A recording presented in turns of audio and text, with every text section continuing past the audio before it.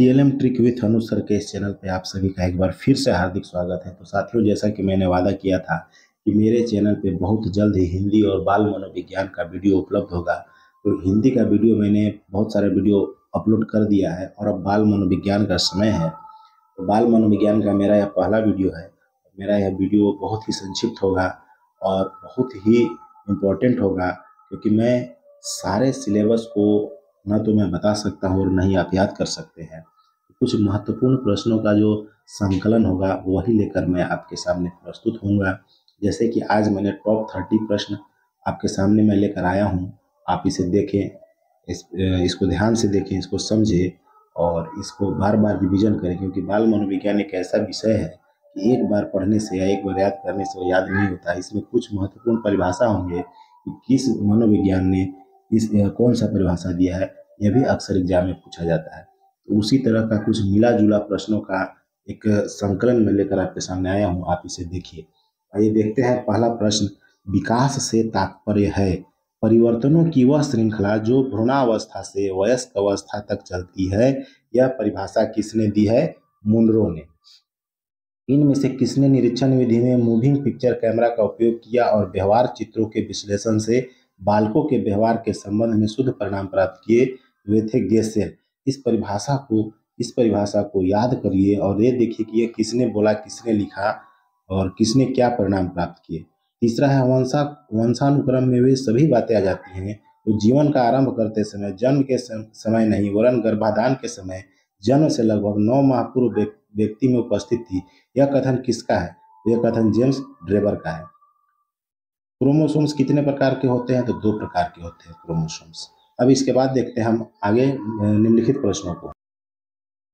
अब अगला प्रश्न है पुनर्बलन से संबंधित कि पुनर्बलन अधिगम सिद्धांत में पुनर्बलन के रूप क्या है? तो प्राथमिक एवं द्वितीयक पुनर्बलन। यह पुनर्बलन अधिगम सिद्धांत में पुनर्बलन के रूप है, प्राथमिक और द्वितीय रूप। फिर अगला प्रश्न है, ये देखिए बहुत ही महत्वपूर्ण प्रश्न है कि कौन सी आयु तक बालकों को गृह कार्य नहीं देना चाहिए? गृह कार्य मतलब होमवर्क। होमवर्क किस उम्र तक के बच्चों को नहीं देना चाहिए? तो 10 वर्ष तक के बच्चों को जो है होमवर्क नहीं देना चाहिए। 10 वर्ष तक के बच्चों को सिर्फ अपने क्लास में पढ़ाइए, उन्हें सिखाइए, तमाम एक्टिविटी के माध्यम से उनको सिखाना जरूरी है। उन्हें ब्लैक बोर्ड पर जो है कि बहुत सारी चीज़ों को दीजिए, वो आकर उसमें सीखेंगे, वहीं लिखेंगे, वहीं पढ़ेंगे। बहुत सारे स्कूल में हमने देखा है कि 10 वर्ष तक के बच्चों को किताब भी नहीं मिलता है। वो किताब वहीं स्कूल में होता है, विद्यालय में होता है, वहीं पढ़ते लिखते हैं और फ्री हैंड आते हैं और फ्री हैंड जाते हैं। तो 10 वर्ष की आयु तक के बच्चों को गृह कार्य नहीं देना चाहिए, याद करना है। प्रतिभाशाली बालक शारीरिक गठन, सामाजिक समायोजन, व्यक्तित्व के लक्षणों, विद्यालय उपलब्धि, खेल की सूचनाओं और रुचियों की बहुरूपता में सामान्य बालकों से बहुत श्रेष्ठ होती है। किसका कथन है? यह कथन है टर्मन एवं ओडन का। अब इसको समझिए, क्या बोलता है कि प्रतिभाशाली जो बालक प्रतिभाशाली होते हैं, शारीरिक गठन उनका ठीक होता है, जो सामाजिक समायोजन अच्छा होता है उनका, व्यक्तित्व के लक्षणों में, विद्यालय उपलब्धि, खेल की सूचनाओं में और रुचियों की बहुरूपताओं में, मतलब हर तरह से जो श्रेष्ठ होते हैं, जो प्रतिभाशाली बालक होते हैं। यह कथन किसका था? तो टर्मन एवं मॉडर्न का। मतलब ये प्रतिभाशाली बालक का ये लक्षण है, शारीरिक गठन, सामाजिक समायोजन, व्यक्तित्व के लक्षणों, विद्यालय उपलब्धि, खेल की सूचनाओं और रुचियों में बहुरूपता।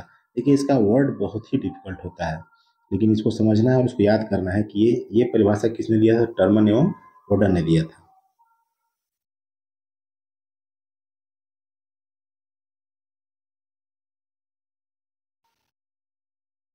प्रो ऑपरेशनल अवस्था क्या है? प्रो ऑपरेशनल अवस्था जो है कि वह 2 से 7 वर्ष की अवस्था है। तो बच्चों की अवस्था होती है 2 से 7 वर्ष की अवस्था, वही प्रो ऑपरेशनल अवस्था है। अगला बहुत ही महत्वपूर्ण प्रश्न है कि शिशुओं का विकास मूल रूप से किन 2 तत्वों पर निर्भर करता है? शिशु मतलब बच्चे, छोटे बच्चे।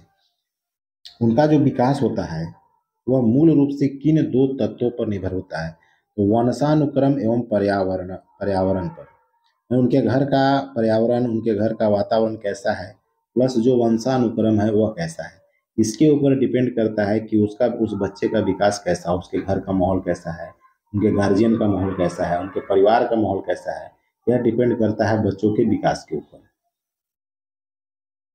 शैशवावस्था में बालक में पाया जाता है। देखिए, शैशवावस्था मतलब शिशु अवस्था के बालक में क्या क्या पाया जाता है? अनुकरण करना पाया जाता है, वह दूसरे का अनुकरण करते हैं। सहयोग लेना, यह भी है, बच्चे दूसरे का सहयोग लेते हैं क्योंकि छोटे बच्चे हैं। आश्रितता, यह भी है, वह दूसरे पर आश्रित होते हैं, मतलब या तो अपने माता पिता पर, भाई बहन पर, घर में जो भी उनके लोग हैं। तो शैशवावस्था में बालक में सारे लक्षण पाए जाते हैं, इसलिए ये जो चौथा ऑप्शन है इनका सही होगा। 10 वर्ष का बालक कितने शब्दों को समझ सकता है? जो 10 वर्ष का बालक है वो लगभग कितने शब्दों को वह समझ सकता है? वह 26,000 शब्दों को वह समझ सकता है बहुत ही आसानी से। 10 वर्ष का बालक, जब बालक का जन्म होता है तो 2 साल, 1.5 से 2 साल से वह शब्दों को समझना, शब्दों को बोलना वह शुरू कर देता है। और घर में जितने भी वस्तुएं हैं, घर में जो भी आम बोलचाल की भाषाएं हैं, उन सब को वह कैच करता है और उसको बोलना शुरू कर देता है।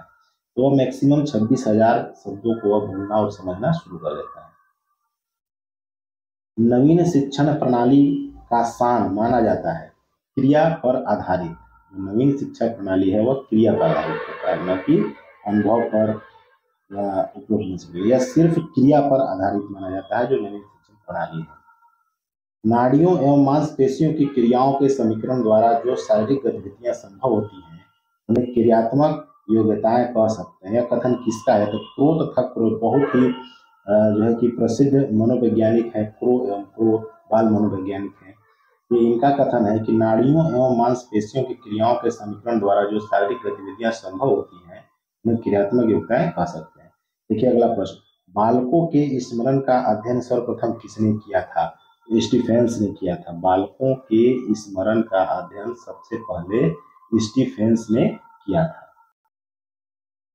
संवेग संपूर्ण व्यक्ति के शरीर में तीव्र उपद्रव हैं जिनकी उत्पत्ति मनोवैज्ञानिक होती है। इसमें व्यवहार, चैतन्य, अनुभव तथा अंतःवचन क्रियाएं सम्मिलित रहती है। कथन किसका है? तो यह कथन पीटी और यंग का है।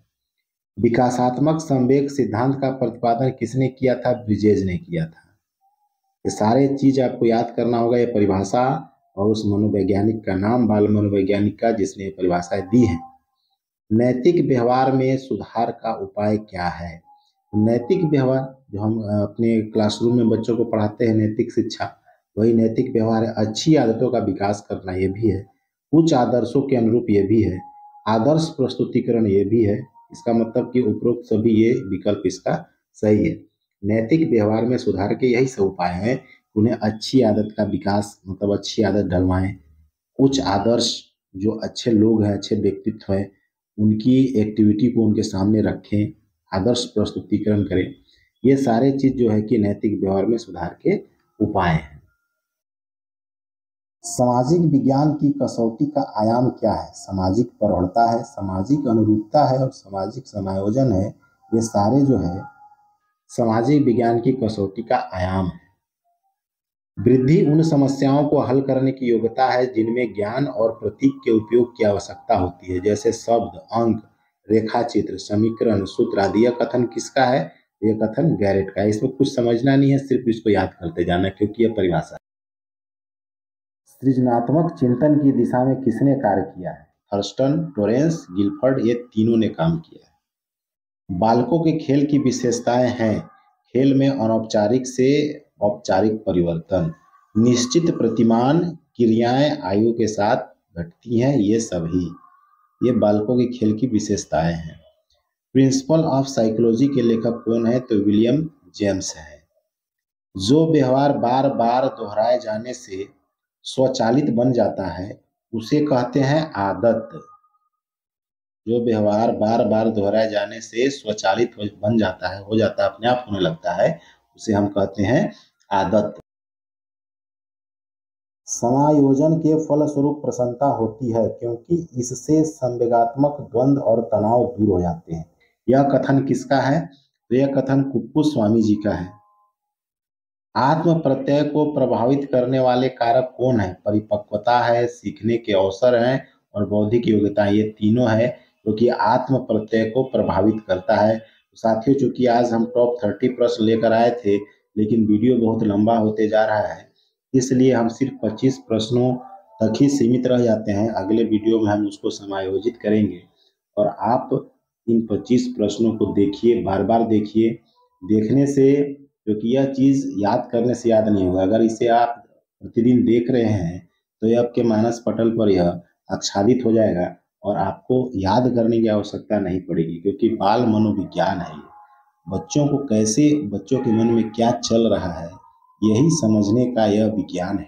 बच्चे हम शिक्षकों से, अपने पर्यावरण से, अपने घर में माता पिता से वो क्या डिमांड करते हैं, उसको समझना हम लोग के लिए जरूरी है। क्योंकि जब तक हम शिक्षक बच्चों को नहीं समझेंगे, हम उसे कैसे समझाएंगे, हम उसे क्या पढ़ाएंगे। उसी पर आधारित है यह बाल मनोविज्ञान। तो मेरे इस वीडियो को आप देखिए, समझिए। इससे संबंधित प्रश्न ही बहुत बार एग्जाम में पूछे गए हैं, बहुत सारे प्रश्न जो है कि इसमें रिपीट हुए हैं, तो आप इसे अवश्य देखें। तो बस आज इतना ही, 25 प्रश्नों का यह संकलन सभी शिक्षक साथियों को, सभी मेरे भाई बंधुओं को जो तैयारी में लगे हुए हैं, उन सभी को हार्दिक धन्यवाद। तथा आप सभी से एक बार पुनः रिक्वेस्ट है कि आप मेरे चैनल को जरूर सब्सक्राइब करें, जो अभी तक नहीं किए हैं। धन्यवाद।